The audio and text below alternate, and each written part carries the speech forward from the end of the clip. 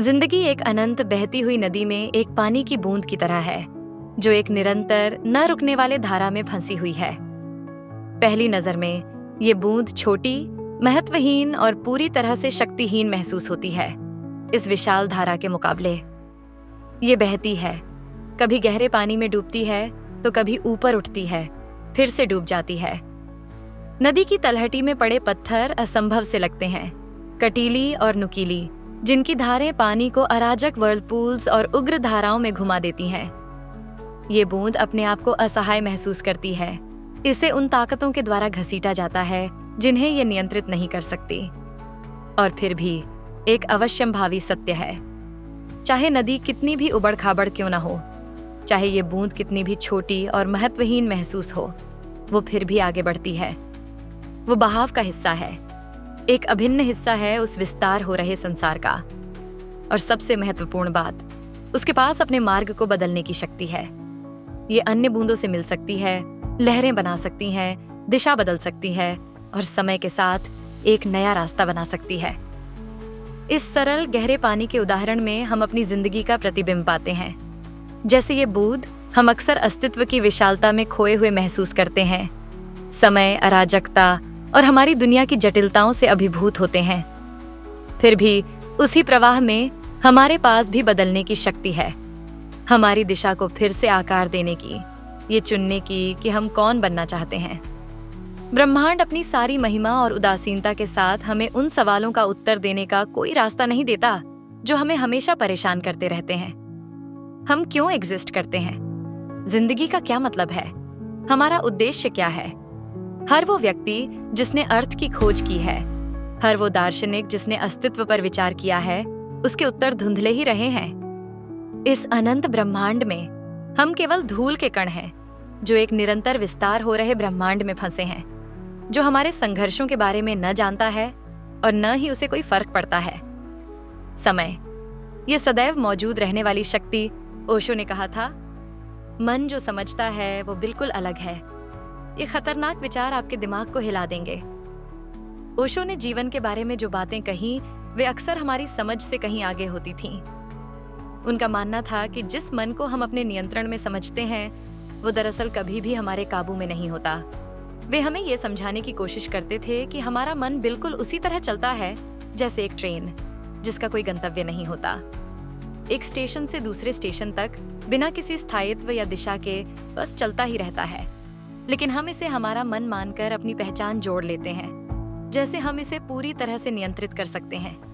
पर क्या सच में ऐसा है? ओशो का ये विचार हमारे जीवन की सबसे बड़ी सच्चाइयों में से एक है, जो हमें ये समझने के लिए प्रेरित करता है कि हमारा मन कभी भी हमारी इच्छाओं के अनुसार नहीं चलता। वो हमारे अस्तित्व का केवल एक हिस्सा है और ये हमेशा बदलता रहता है। जो हम सोचते हैं वो और जो सच में है, वो दोनों अलग अलग बातें हो सकती हैं। इसीलिए ओशो ने कहा था कि मन जो समझता है वो बिल्कुल अलग है।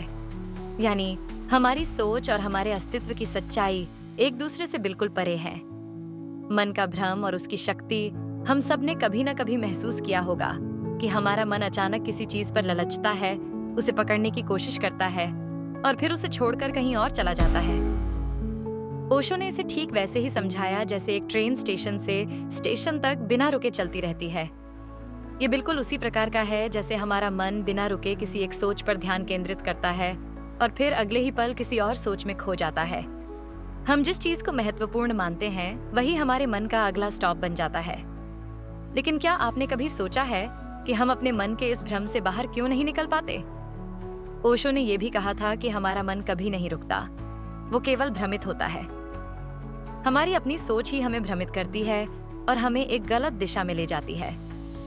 हमें ये समझने की जरूरत है कि मन सिर्फ एक रास्ता नहीं है, वो कई रास्तों की ओर हमें ले जाता है, लेकिन उनमें से कोई भी रास्ता हमें असली सच्चाई की ओर नहीं ले जाता। ये वही कारण है कि हम कभी भी अपने मन की सही शक्ति को महसूस नहीं कर पाते। हम केवल बाहरी दुनिया में खो जाते हैं और यही कारण है कि जीवन में एक ठहराव नहीं आता। हमारा मन जितनी अधिक दिशाहीनता से भटकता है, उतनी ही अधिक हमारी आत्मा उसे तलाशती रहती है। लेकिन क्या हम अपनी आत्मा की आवाज को सुनने के लिए तैयार हैं? आत्मा की शक्ति, मन से कहीं अधिक ओशो का मानना था कि हमारे जीवन की सबसे बड़ी समस्या ये है कि हम अपनी आत्मा की आवाज को सुनने के बजाय केवल अपने मन की ध्वनियों पर ध्यान देते हैं। आत्मा एक स्थिर शक्ति है जो हमेशा सही दिशा में हमारी मार्गदर्शिका बनती है, जबकि मन सिर्फ पल पल बदलता रहता है। जैसे एक दरिया जो लगातार बहता रहता है, ठीक वैसे ही हमारा मन कभी नहीं रुकता। और जब तक हम ये समझते नहीं कि हमारा असली अस्तित्व क्या है, हम कभी भी उस आत्मा के उच्चतर क्षेत्र को महसूस नहीं कर सकते। लेकिन आत्मा की शक्ति के बारे में जानने के लिए सबसे पहले हमें अपने मन की शक्ति को पहचानना होगा। ओशो कहते थे कि यदि आप अपनी सोच और अपनी मानसिक स्थिति को पहचान पाते हैं, तो आप आत्मा की शक्ति को समझने के काबिल हो सकते हैं। मन और आत्मा दोनों का आपस में गहरा संबंध है, और ये संबंध समझने से ही हम अपने जीवन को सही दिशा दे सकते हैं। ओशो के अनुसार जब हम अपनी आत्मा की शक्ति को समझते हैं, तो मन की भ्रमित शक्तियों से बाहर निकल सकते हैं। लेकिन ये सब तभी संभव होता है जब हम अपनी आंतरिक सच्चाई को पहचानते हैं। मन और आत्मा दोनों का एक अनोखा खेल है। ये खेल जीवन को एक नई दिशा देने वाला होता है। लेकिन हमें ये समझने की जरूरत है कि यदि हम इस खेल को सही से न खेलें, तो हम अपनी मानसिकता में उलझे रह सकते हैं। ये खेल हमें सिखाता है कि मन हमेशा भटकता रहता है, लेकिन आत्मा स्थिर रहती है। और जब हम अपने मन को स्थिर करने में सक्षम होते हैं, तभी हम आत्मा की दिशा को समझ सकते हैं।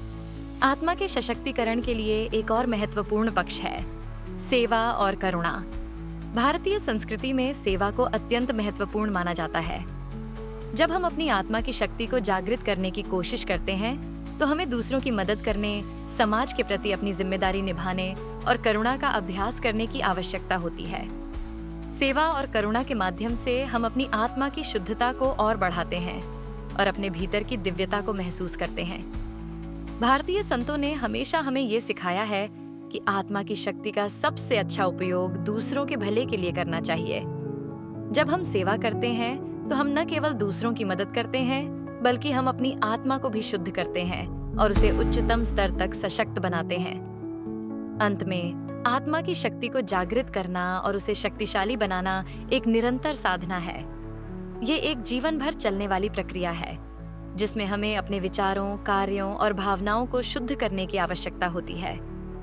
जब हम अपने जीवन में ध्यान, योग और आत्मनिरीक्षण को नियमित रूप से अपनाते हैं, तो हम अपनी आत्मा की शक्ति को हर दिन जागृत करते हैं। ये प्रक्रिया हमें हमारे वास्तविक स्वरूप, हमारे उच्चतम उद्देश्य और दिव्यता से जोड़ती है और जीवन में एक गहरे शांति, संतुलन और खुशी का अनुभव कराती है। जब हम अपनी आत्मा की शक्ति को पहचानते हैं और उसे जागृत करते हैं, तो हम न केवल अपने जीवन को सशक्त और प्रेरणादायक बनाते हैं, बल्कि हम दुनिया में बदलाव लाने के लिए तैयार होते हैं। भारतीय संतों का ये विश्वास था कि जब हम अपनी आत्मा को शक्तिशाली बनाते हैं, तो हम न केवल अपने जीवन को आदर्श बनाते हैं, बल्कि हम समाज और मानवता के लिए भी एक आदर्श प्रस्तुत करते हैं। ये आत्मा की शक्ति हमें सत्य, प्रेम और अहिंसा के मार्ग पर चलने के लिए प्रेरित करती है। ओशो का मानना था कि जीवन का असली उद्देश्य बाहरी वस्तुओं में नहीं है। हमारा उद्देश्य केवल एक है, अपने भीतर की सच्चाई को पहचानना और उसे अनुभव करना। जब हम इस सत्य को पहचानते हैं, तो हमें जीवन का वास्तविक उद्देश्य समझ में आता है। यही कारण है कि ओशो ने जीवन को एक यात्रा के रूप में देखा, जिसमें हमें अपने भीतर की शक्ति, प्रेम और शांति को अनुभव करना होता है। ओशो के अनुसार जीवन का सबसे बड़ा उद्देश्य आत्मज्ञान की प्राप्ति है। जब हम इस ज्ञान को प्राप्त करते हैं, तो हम दुनिया को एक नई दृष्टि से देख सकते हैं। हम जो भी अनुभव करते हैं, वो हमारे मन की रचना है और हमें समझना चाहिए कि हम अपने जीवन के निर्माता हैं। ओशो का सबसे गहरा संदेश यही था कि जीवन को स्वर्ग जैसा बनाना हमारा अधिकार है। जब हम अपने भीतर की शक्ति को पहचानते हैं और माया के भ्रम से बाहर निकलते हैं, तो हम अपने जीवन को एक नई दिशा दे सकते हैं। जीवन हमें जितना भी कठिन लगे, हम उसे शांति, प्रेम और आनंद से भर सकते हैं। ओशो ने कहा था, तुम्हें जीवन को एक स्वर्ग के रूप में जीने का अधिकार है। बस तुम्हें अपने भीतर की चेतना को जागृत करने की आवश्यकता है। जीवन केवल एक अवसर है और हम पर निर्भर करता है कि हम इसे किस दिशा में ले जाएं। ओशो ने हमें बताया कि जब हम अपनी चेतना को जागृत करते हैं, तो हम ब्रह्मांड की असली शक्ति को महसूस कर सकते हैं और इसे अपने जीवन में लागू कर सकते हैं। यही वो शक्ति है जो हमें जीवन के हर पहलू में शांति और आनंद देती है। ओशो ने हमें जीवन के उन सत्य और भ्रमों को पहचानने की दिशा में मार्गदर्शन किया है जो हमारे जीवन को सही दिशा में ले जाने में मदद करते हैं। उनका संदेश था कि हम जो कुछ भी अनुभव कर रहे हैं वो हमारे भीतर के भ्रम और माया का परिणाम है। तुम नहीं हो वाक्य हमारे जीवन के हर भ्रम को तोड़ता है और हमें हमारी असली पहचान की ओर ले जाता है। इसका मतलब है कि हम जो कुछ भी सोचते हैं कि हम हैं, वो सिर्फ हमारे मन की रचनाएं हैं, जबकि हमारी असली पहचान हमारे भीतर की गहरी चेतना और आत्मा में छिपी हुई है। ओशो के अनुसार जब हम माया और भ्रम से बाहर निकलते हैं तो हम अपने जीवन के वास्तविक उद्देश्य को पहचान सकते हैं। जीवन एक माया है। जीवन असल में माया है, एक भ्रम है। ये भ्रम हमारे भीतर एक छाया की तरह फैला हुआ है और हमें इसका वास्तविक रूप कभी नहीं दिखाई देता। हम जो कुछ भी देखते हैं, जो कुछ भी अनुभव करते हैं, वो केवल एक आंशिक सत्य है। जीवन का वास्तविक रूप हमें कभी पूरी तरह से समझ में नहीं आता। ये माया हमें बांधती है, हमें भ्रमित करती है और हम जीवन के असली सत्य से दूर होते जाते हैं। तुम जीवन के हर पहलू में इसे महसूस करते हो, लेकिन क्या तुम इसे पकड़ सकते हो?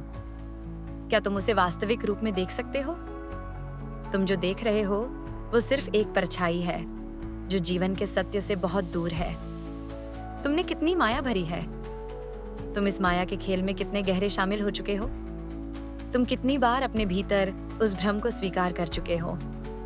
क्या तुमने कभी सोचा है कि यह भ्रम तुम्हारे भीतर किस हद तक गहरे बैठा हुआ है? तुम जो कुछ भी जीवन में अनुभव करते हो वो सब तुम्हारी अपनी परिभाषाओं, अपने विचारों और अपने दिमाग की कृतियां हैं।